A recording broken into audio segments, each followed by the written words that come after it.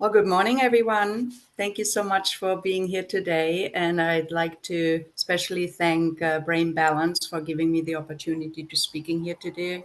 So my name is Hilde Gross. I'm the owner of Life Changing Solutions. And I've been a family coach and stress anxiety relief specialist for more than 20 years now. And I've helped families, individuals, couples, small and big corporations like SDG&E for over 20 years now. And my mission is to reach as many people as possible, including children. And I would like to create more peace and harmony in their lives. My expertise and main focus is on creating close relationships, communication, peaceful conflict resolution, parent education, stress anxiety relief, and overall well-being. My services also include in-home coaching. So if you're in the area in San Diego, I go to your home. I do also phone coaching and virtual coaching. And if you have any questions, please don't hesitate to reach out even after the presentation. I believe you all have my email and my phone number, and I'd be happy to answer all of the questions you have. And I'd like to share a little bit about my story. Everybody always asks me, Hilda, what got you into family coaching? Um, about 25 years ago, I was studying psychology. And while I was studying, I went through a major growing process within myself. And I developed a very strong desire to help other people, especially children. And at that point, I didn't think about maybe becoming a family coach, but what I did do is started taking care of foster children. And as you can imagine, foster children, there's quite some challenges because of their background. And I was really, really challenged by their behavior. I understood their behavior, but for some reason I couldn't get their cooperation. I was really, really lost. And the last thing I wanted to do is force them or yell at them because they had gone through enough already. So somebody recommended a parenting class called Redirecting Children's Behavior. I took the class, and after the first session, I was so intrigued by the philosophy. I was like, oh my God, I just couldn't believe all the tools I was learning, and which we will hear from me later, how we can redirect behavior, kids get kids to listen to us, and on and on and on in a loving way. We don't really, after this presentation, you will learn like we don't have to yell, we don't have to repeat, we can solve problems peacefully. And it's been, I felt like after I took the class, I felt like this is my calling. And I started parent education and started my business as a family coach and have been passionate about it since then. So for over 20 years now. And before I start giving you some tools, I kind of like to establish a basic understanding of all children.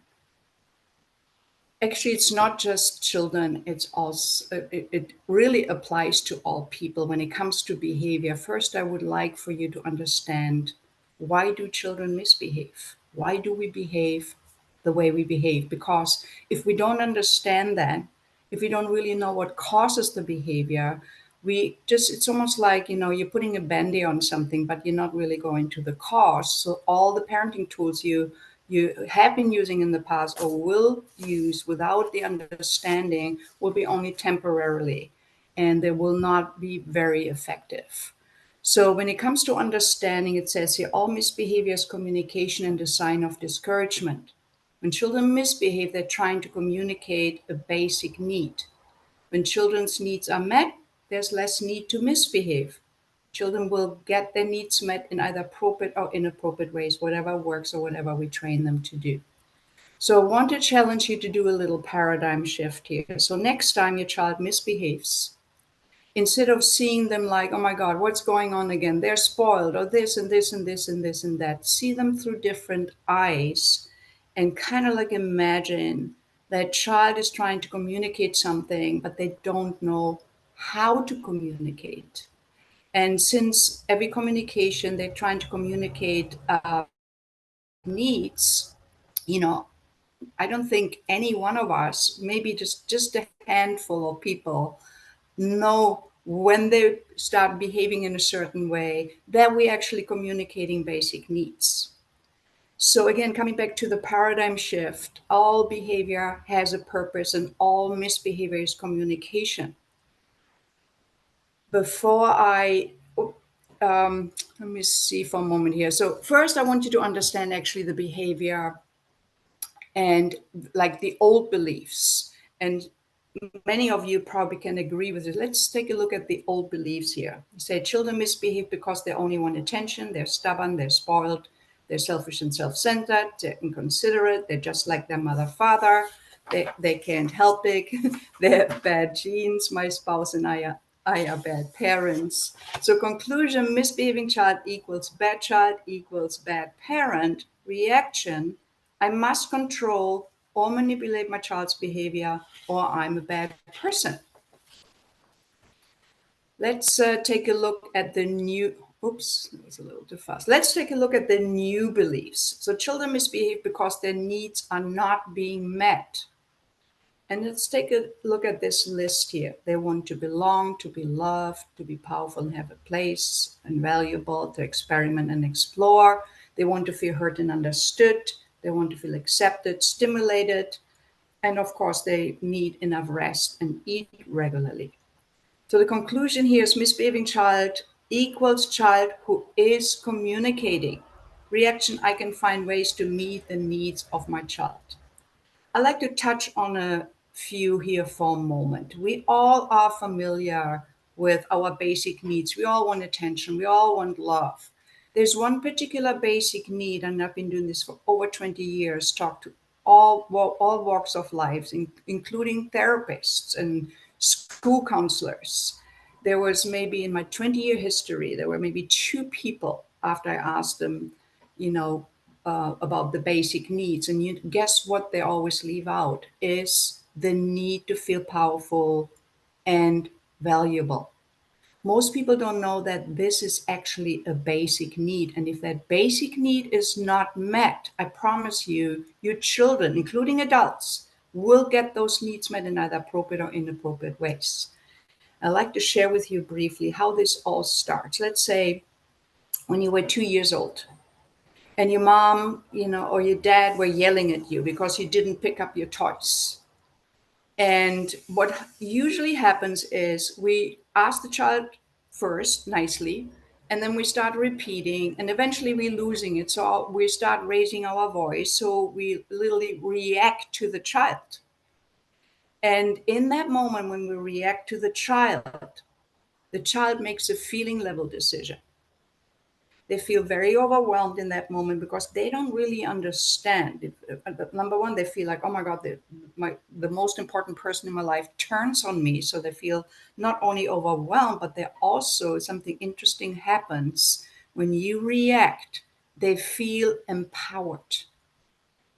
They make a feeling level decision. They think or they feel in that moment, oh, I don't like those big people around me being upset with me, but I do love the feeling of being in control and powerful, so I will be out of control sometimes. When we make that feeling level decision, can you see now that every time we react as a parent, we're feeding into the power struggle because that makes the child feel good, empowered, and valuable.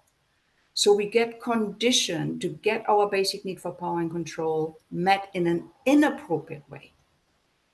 When we have arguments, maybe you with your children or even with an adult, arguments or power struggles are usually not about the issue, they are about wanting to win. It is so important for us to be right, and getting a reaction out of the other person makes us feel empowered. And that was based on the feeling level decision we made as a 2-year-old. It's pretty interesting, isn't it? So that's why most of it today we repeat, we argue, and we usually do what our parents did. And so we kind of like repeat the pattern. So I just want you to understand. So when you react, you're actually feeding into the power struggle, and the problem usually doesn't get solved. It often escalates. The other one is feeling loved or feeling valuable. is when a child, and some of you might already know this or familiar with this, when a child wants attention, often depending on their age, they misbehave to get attention. If you react to their misbehavior, they're again making a feeling level decision. They feel like, oh, if I'm bad, I get attention. Bad attention is better than no attention. So, since these are basic needs, those basic needs have to be met. But the feeling level decision, the way we respond to a child's behavior, will influence the personality now into adulthood. So, if as a child you acted out and that's the way you got attention, often we take this into adulthood and we still act out to get attention. And the same is with the power and control. Since it's a basic need, it has to be met. Unless we relearn, it took me 40 years. That's when I started parent education. This particular topic on understanding behavior and the basic needs, it all of a sudden dawned on me because I've been arguing all my life. And it cost me relationships, there's too many conflicts. And once I understood, oh my God, the power struggle is not really about the issue. It's really about wanting to be right, wanting to feel empowered. And if we keep arguing, we get a reaction out of the other person that makes us, even though it kind of like sounds strange, it makes us feel good and makes us feel empowered. So we have to stop this pattern. The other one, which is widely misunderstood or not known about, is another very important basic need to get our children to listen better and have less power struggles, is feeling heard and understood. It's another very, very important emotional need. And if that is not met, again, they will get those needs met. And I see this a lot in when I do couples communication as well, but I'm going to explain in a little while a little more what that really means, feeling heard and understood. It's a big part of good listening skills. So here the conclusion: misbehaving child equals child who is communicating. I want you to do this paradigm. You may not be able to do this today, but I want you to reflect on this. So next time you see a child misbehaving, just see them as they're trying to communicate something. And find out what they're trying to communicate. And if you have any more questions, there's so many. We only have so much time today. We can only particularly talk about the basic need, power and control, or feeling valuable. But if you have any additional question, because it's so important to identify those basic needs so we can be more effective and redirect the child's behavior. And the reaction to this is I can find ways to meet the needs of my child. Just remember for right now, all misbehavior is communication. So whenever your children are misbehaving, they're trying to communicate a basic need.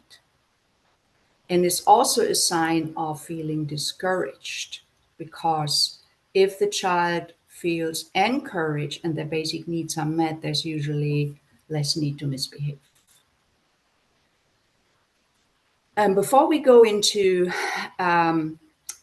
redirecting the child's behavior and giving you some tools, I like to create a little more understanding, basically what we need to focus on first before we see better success. And one of them is, one of the first things I usually teach my clients or the parents I'm working with or the couples, is the first question: when you feel like your children are misbehaving a lot, ask yourself, how's my relationship with this child?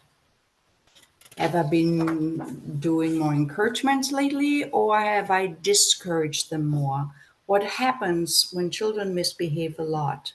Sometimes we don't even notice it. We tend to focus more on the negatives. If we focus more on the negatives, the child becomes more discouraged. And remember, discouraged child means that they will misbehave more because their basic needs are not met. And part of how to build a really, really good relationship with your children is, first we want to focus more on the positives. Maybe, there's kind of this thumb rule, like 5 encouragement versus 1 criticism. And also spending quality time with them is very, very, very important. I know we're all super busy and have hardly any time left. But again, feeling loved, feeling valuable, and attention is another basic need. And if that basic need is not met, I promise you, your children will get it met. Right now, it might be in the home with misbehaving. And if they don't get that basic need met at home, they can also take it out into the world. I work with a lot of families. Sometimes, they get complaints from the school, from the teachers, that they're constantly interrupting. And then we find out that that basic need is not met appropriately at home. The good news is it doesn't take hours to fulfill that basic need. It's experts say between 12 and 15 minutes a day per child, not with the whole family. Per child, it has to be one on one and has to be 100%. You just with that child to be in their world. Look at them, don't look at the phone. Be there 100%. That's how you can fulfill their basic need for attention and feeling valuable and make them feel loved. And again, remember, if that basic need is not met, they will get it met.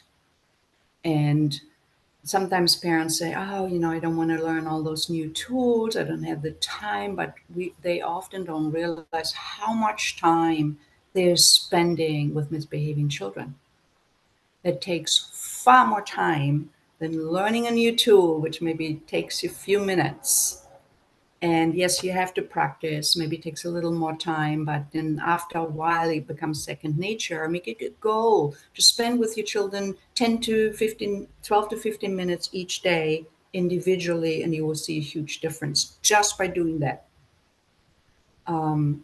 So those needs have to be met. Encourage them or build a relationship first, because unless we have a good relationship, you can use all the tools in the world, they won't work. That's often why children don't listen, or even adults don't listen, because we don't have a good relationship. If we don't get, like, even with our partners, if we don't get the attention we need, we get frustrated. So indirectly, we express we're not happy.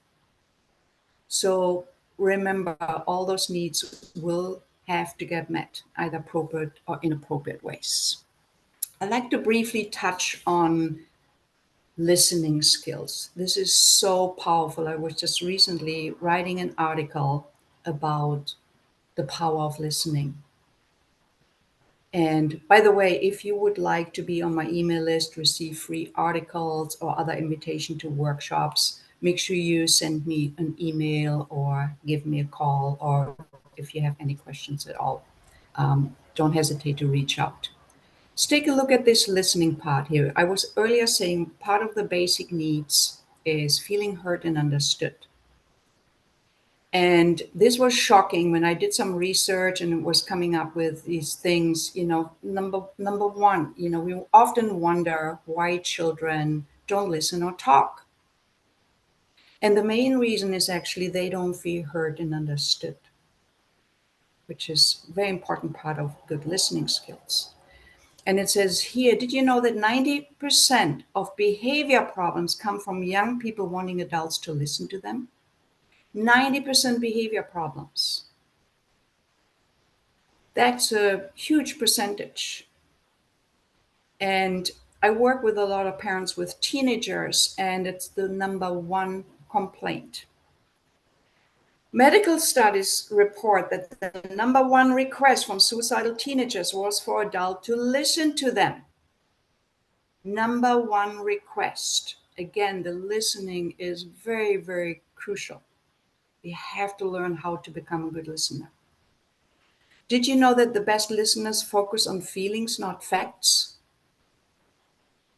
It's really about making the other person feel heard and understood,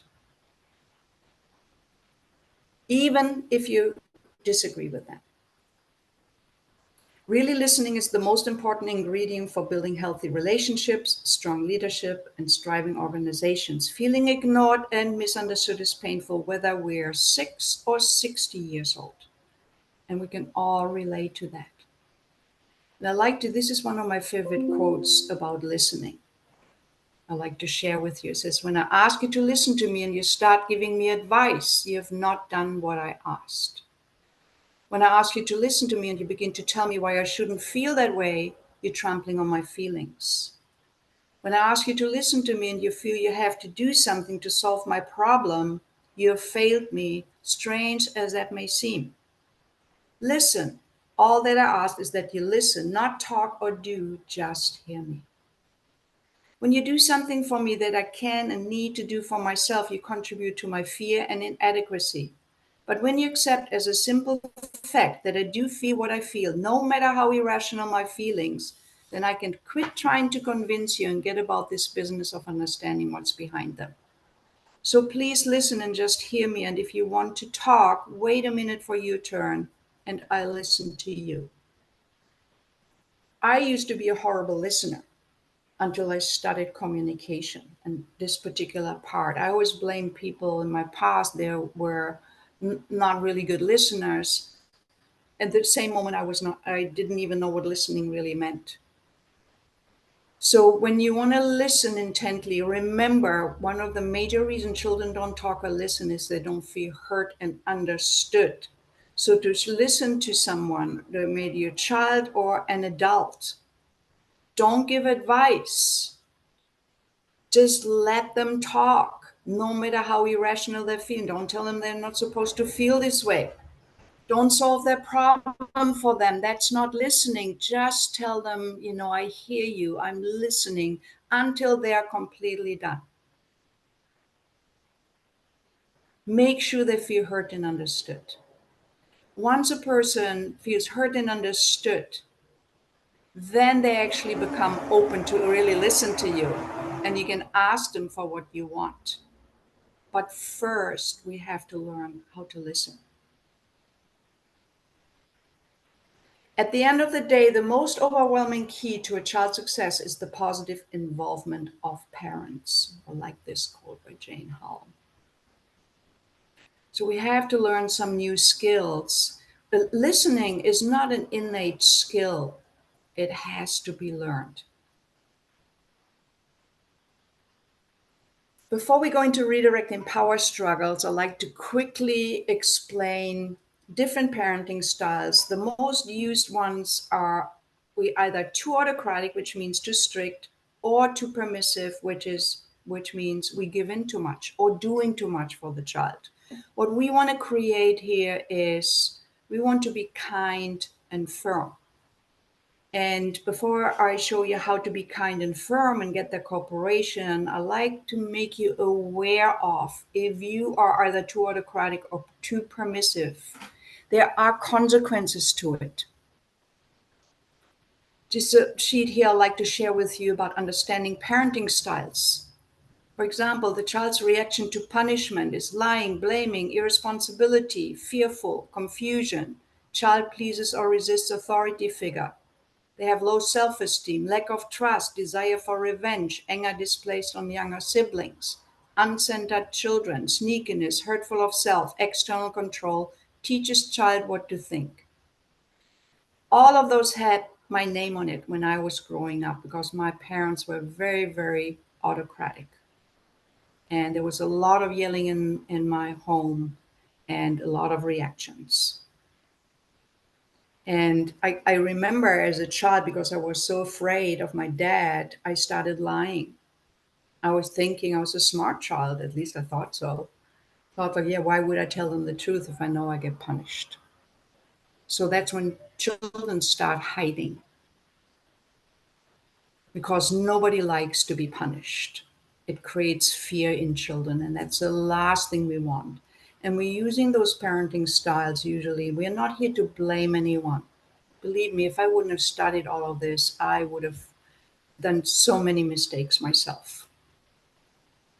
It's usually we react or yell or argue because we don't know what else to do. Nobody taught us.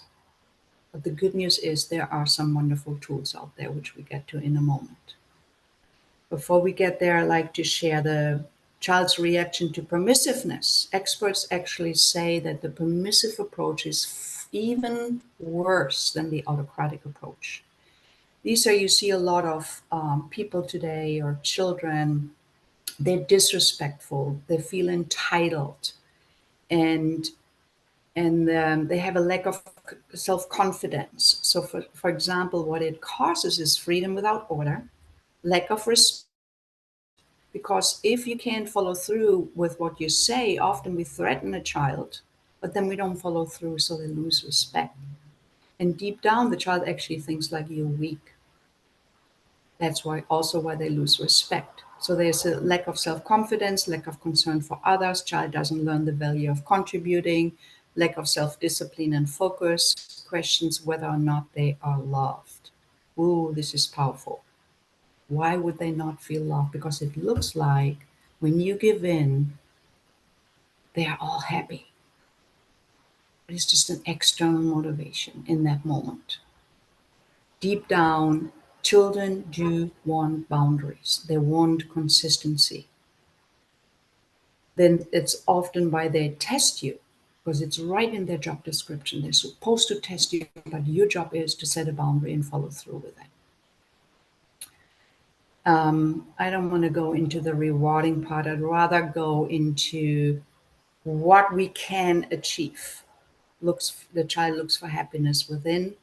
If we use all the new redirecting tools, respect self and others, consideration of others, becomes assertive, internal value setting, cooperation, looks to do what's best for the situation, trusts, high self-esteem, peaceful, calm child, teaches internal controls, they are self-motivated, learns from experience, makes responsible decisions, and teaches child how to think.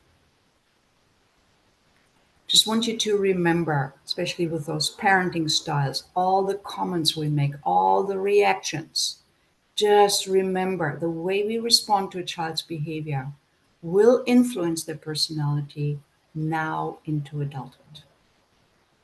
So this is not, I see a lot of parents like, oh, this will pass. And so, but we identify ourselves with those behaviors and take them into adulthood. And what our parents model, by the way, modeling, I don't know if you ever heard this, modeling 95% what children learn from you. It's not by what you tell them, it's by what you model. So when you react to the child, they learn like, oh, reacting is a way of communication. When you yell, they think like yelling is okay, and on and on and on and on.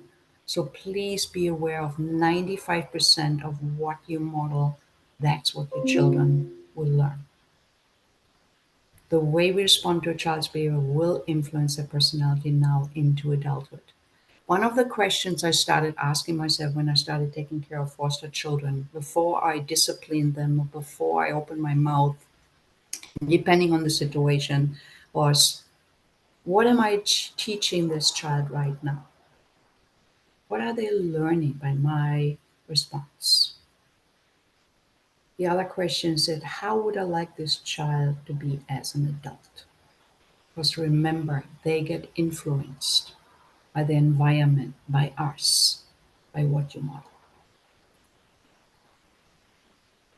So let's go to the page, how to redirect and prevent power struggles. As I explained earlier, the reason why we get into power struggles, we were conditioned to get a reaction out of the other person. There's other reasons as well. There's different personalities. Some kids are more strong-willed than others. I'm a very strong-willed person. So as a child, that was one of the reasons also why I argued with my dad all the time, because that's how I learned to when I get a reaction out of him, I feel empowered. But obviously, that was the inappropriate way, and I took this behavior into my adulthood.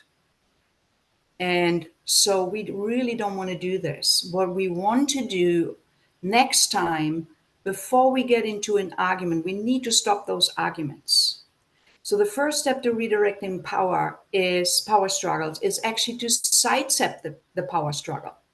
That doesn't mean we're ignoring the problem. For example, you see, like, you're asking your child to do something and they don't do it, and then you repeat, and then you start an argument or whatever the situation is, do by all costs avoid the arguing. As soon as you feel like it could go like downhill, stop yourself and set a boundary, set a healthy boundary. You can say something like I said, look, I understand this is what you want, but doesn't seem like a good moment to discuss this because we are not respectful with each other, and I don't want to argue with you because I love you too much. I'm going to walk away from the situation, and when we both are calm, I would love to sit down with you and solve that problem. So sidestepping actually takes the wind out of their sail, versus when we keep engaging, we just feed into the power struggle. And when we start arguing, most of the time the problem will not get solved. That's how we have the problems again tomorrow and the next day and the next year. I remember my parents arguing every day. After 20 years, they were still arguing about the same problem. So sidestep.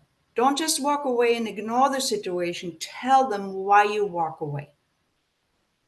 This is not a good time. So you're also teaching them that's not respectful. You're teaching them also self-control by sidestepping. Because you're not allowing to get into an argument with your child. You're setting a boundary for yourself. And wouldn't you want your child, instead of getting into arguments, maybe with you or somewhere out in the world, wouldn't you rather have them said, I understand this is what you want, or we can discuss it, but right now is not a good time. Let's take a break. And then when we both are calm, let's set a time up to discuss this and find a solution peacefully. So first step, sidestep the power struggle, but let them know why. So otherwise they feel ignored. And it's not about sidestep, it's not about ignoring the problems, just modeling self-control. Give choices. And some of you are already probably doing this, giving your children choices. Could be like as simple as, do you want a peanut butter sandwich or jelly sandwich for lunch? But only give them two choices. Don't give them all those choices. Make your life simple. If they don't answer to that, you can say like, oh, if you don't answer me in a minute or so, then I will choose for you. Let's say you choose for them since they haven't given you an answer or they can't make up their mind. Let's say you make a peanut butter sandwich for them, but then they say, oh, I want a jelly sandwich. Please don't make them a jelly sandwich. You'd say like, you had time to choose, but you decided not to. So I make you the sandwich, and today this is what we're going to have. But you can try again tomorrow. You don't have to get into an argument about this. Just be very, very clear. You have the choice. If they don't choose, you choose for them. If you choose for them, but they don't want it, it's like, okay, too bad. This was your choice today, but you can try again tomorrow. Walk away from the situation. Do not get into a power struggle, because that's what they want. Remember, they want a reaction out of you so they feel empowered. Take the wind out of their sail. And if that means they're getting a really bad tantrum, let them have a tantrum. I remember one of my foster children, Angie, was 10 years old. And there was this battle about doing her homework. And it was right actually in the middle when I was taking these parenting classes, and we were talking about this topic, power struggles. And I learned so instead of getting upset, I picked her up from school. There was a routine. Then she loved to go swimming in the afternoon. And the other part was she's doing her homework. And she was refusing to do the homework. And I gave her a choice. And I said, Angie, do you want to do the homework now, or do you want to go swimming first? She actually said, I do my homework first, I said, oh my God, these choices, they were great. However, 2 days later, she said, I want to go swimming first. I said, okay, just make sure we're going to do the homework afterwards. She said, yeah. Guess what happens? She goes swimming and then she didn't do the homework. So what now? Since I was learning how to deal with it, I said to her, I said, look, Angie, the deal was here like you doing the homework after swimming if you go swimming first. But I noticed you're refusing to do the homework. So what we're going to do from tomorrow on, I'm going to have you do the homework first, and then we can go swimming. And if I see you're responsible enough, then you can start choosing again. So the next day I pick her up from school and she says, I want to go swimming, Hilda. And I say, like, remember what we discussed yesterday? I want you to do the homework first, and then I'll be happy to go swimming with you. And I never forgot her expression on her face. If looks got killed, I would be dead. And she tested me the same, but I didn't feed into it. Said, okay, this is the boundary. As soon as you do the homework, we go swimming. And she wouldn't do the homework for 4 days. And the fifth, and I stayed calm, and I just repeated once or twice. Said, as soon as you do the homework, it's your choice, Angie. See, we don't have to repeat. We don't have to yell at the child. Just let her know the boundary. On the fifth day, I picked her up from school, and I didn't even say anything. She was sitting down and doing the homework. So when you start setting those boundaries with the consequence built in, put your seatbelts on. It can last, it can work right away, but the worst I've seen was 5 days. And another example about giving choices was, I remember this family, they had twins, 8-year-old twins, and they loved oranges. And what they did, they ate all those oranges every day, every afternoon, but they would just put the peels all over the kitchen. And mom was really frustrated about it and repeating and arguing about it for them to pick up the orange peels.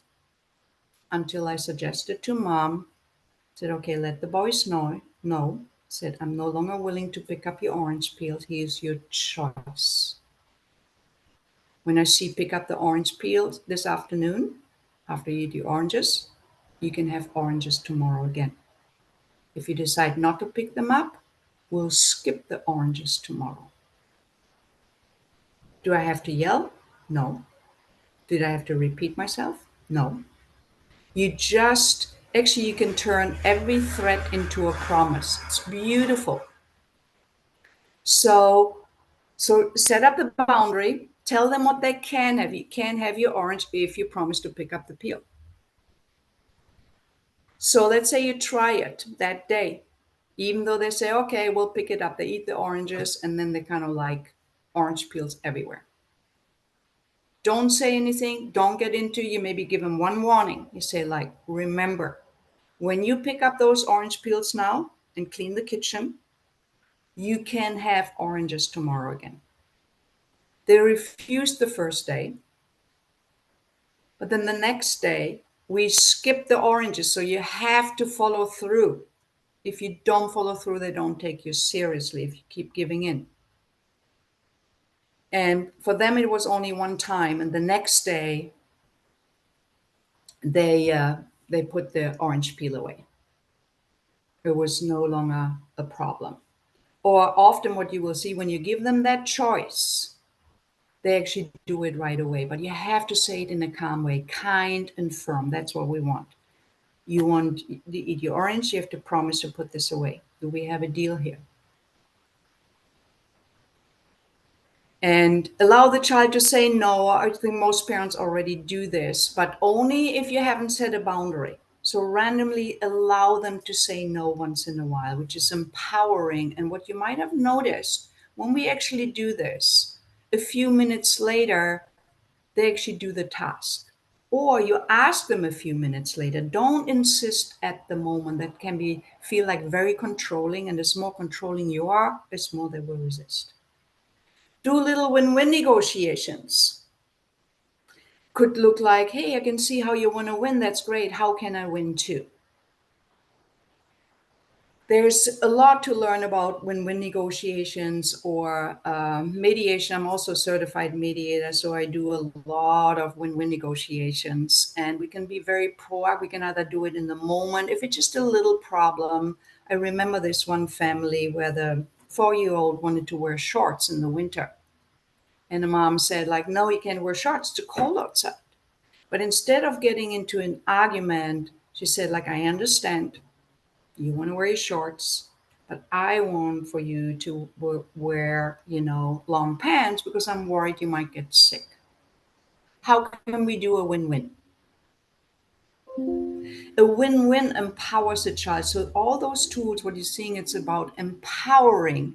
This is how you give them appropriate power instead of getting into power struggle, which only takes more appropriate power away from them.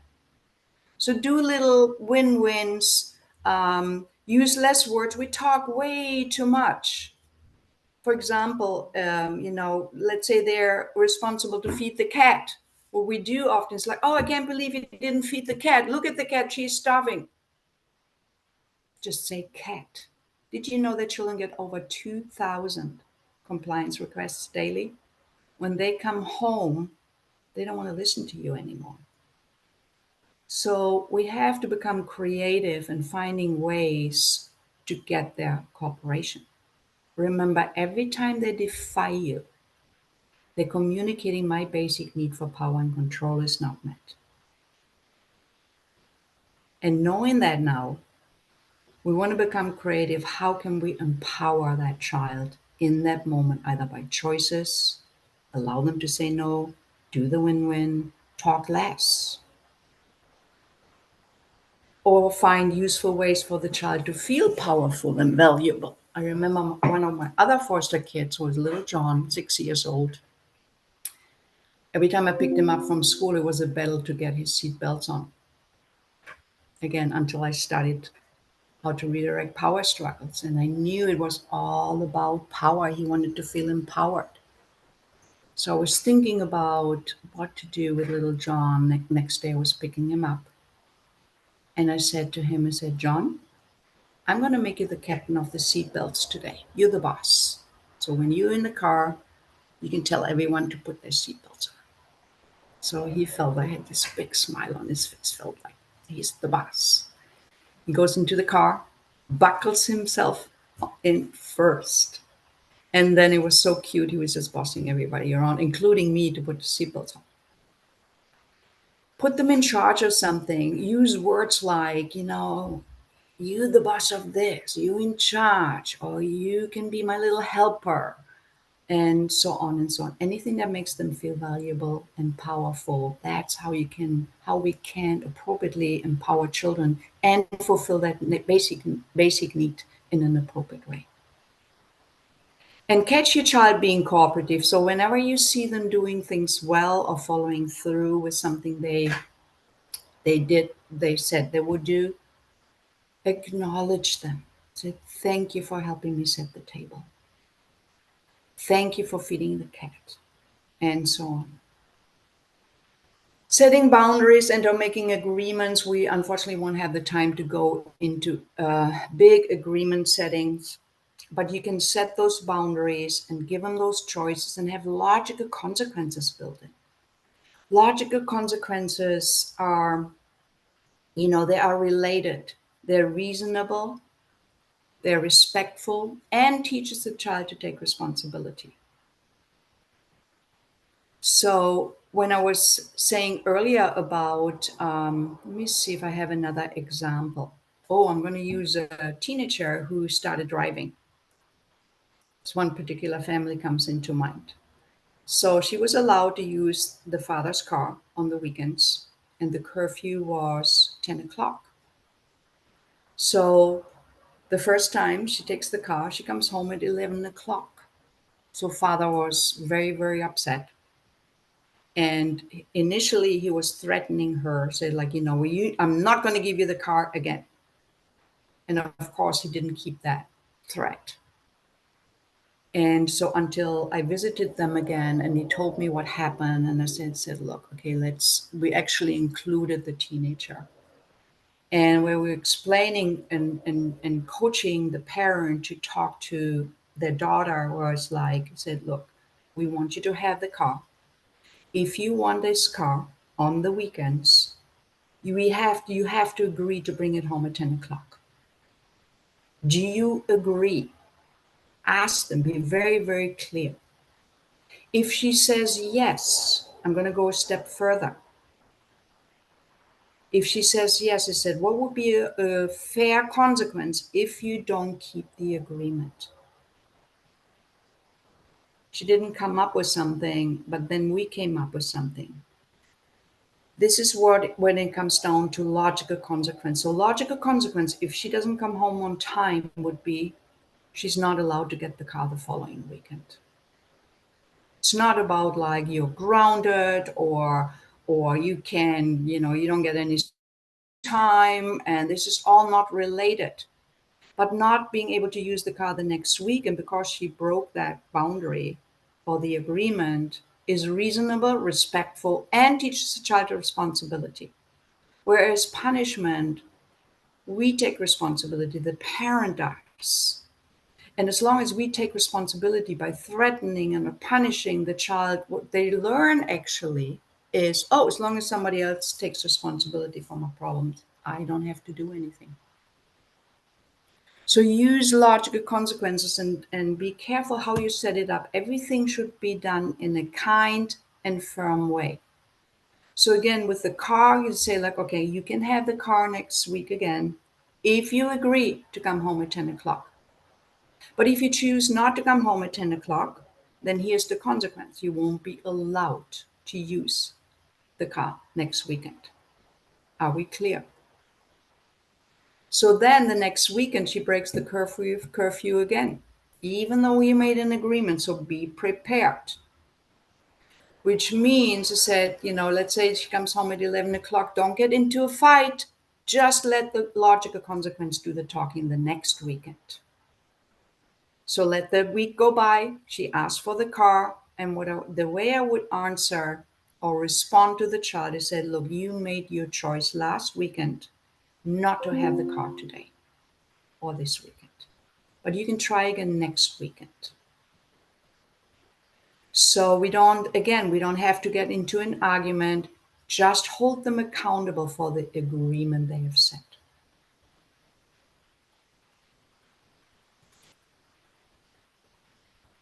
I love this quote by Mahatma Gandhi. He says, power is of two kinds. One is obtained by fear of punishment, and the other by acts of love. Power based on love is 1,000 times more effective and permanent than the one derived from fear of punishment.